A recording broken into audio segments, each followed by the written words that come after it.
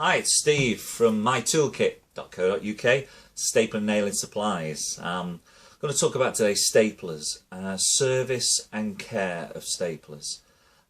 Subject matter crops up quite a bit. People purchase a stapler and they say, how do I look after it? What do I need to do? I just want to address some of those issues.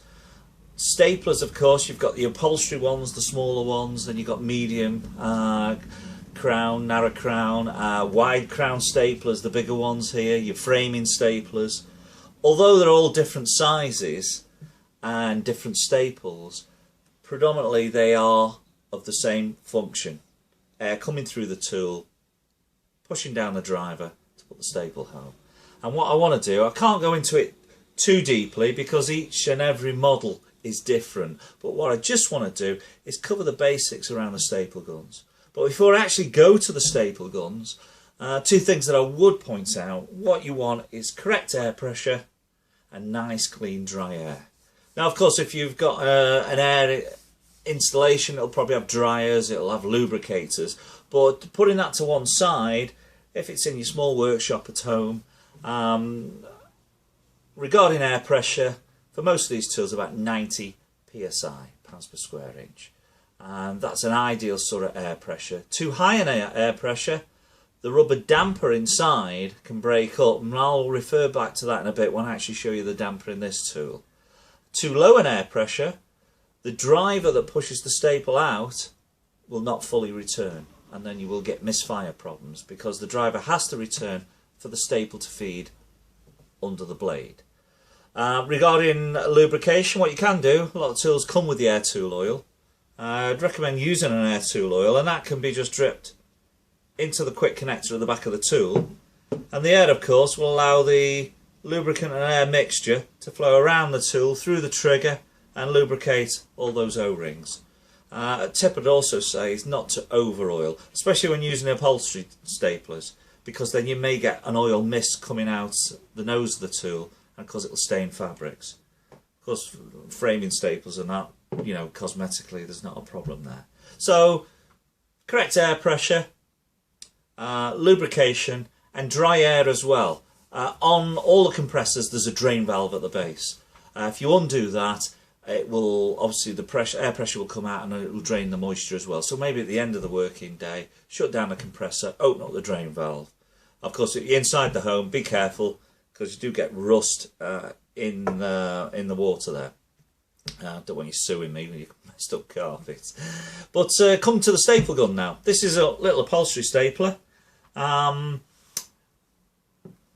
head cap, sometimes the bolts, this one's actually screwed on, but if you come in a bit more closely, and I'll sort of dismantle this tool, it's already slack at the moment, but the head cap there, and this one it's screwed, but sometimes you get Allen bolts. If you remove that, what you've got access to there is a cylinder and the driver piston. This can be knocked out. In this case, there's your driver assembly. Your cylinder assembly is this here, and at the base there is the rubber damper. Now it could well be when you open up the head cap there that that's firmly home there, and you may need to tap it out. Don't put pliers or anything on the cylinder because it will damage that. Is to just probably knock that against some soft wood and out comes the cylinder. This is nice and clean, but when it's been in use for a while there'll be lots of debris and oil, etc. So you can clean it all out inside, inspect the rubber damper, and that's where the piston, when it comes to the end of its travel, strikes that rubber damper. And of course too high an air pressure, the energy absorbed by that, it would break up a lot earlier in its life cycle. So correct air pressure and lubrication. Just clean out the cylinder there, just inspect it all. You can get the O-rings from ourselves or whatever suppliers you've purchased your staple gun from. Clean it all up. I tend to put a little drop of oil in there and just smear it around the cylinder. The actual piston and driver comes in an assembly there with an O-ring on the top there. And again, you can use an O-ring lubricant. Place it on there, assemble it all back together. So there we go.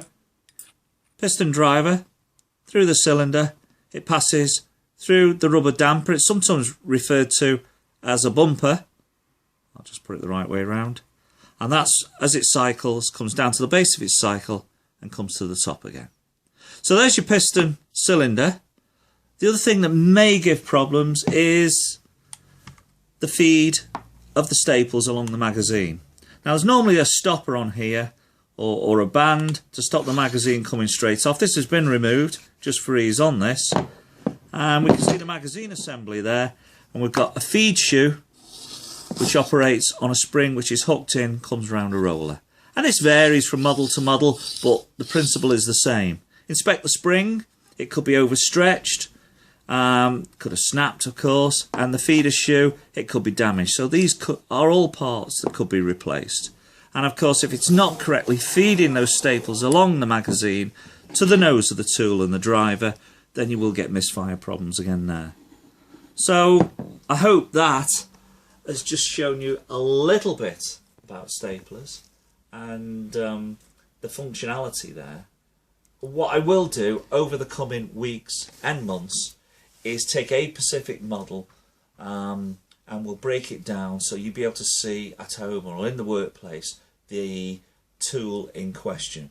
But I just want to show you there some of the basics and what to look out for with your staple gun. So hope that has given a little bit of knowledge there. Any questions you can always email or phone us. But see you again soon. You take care.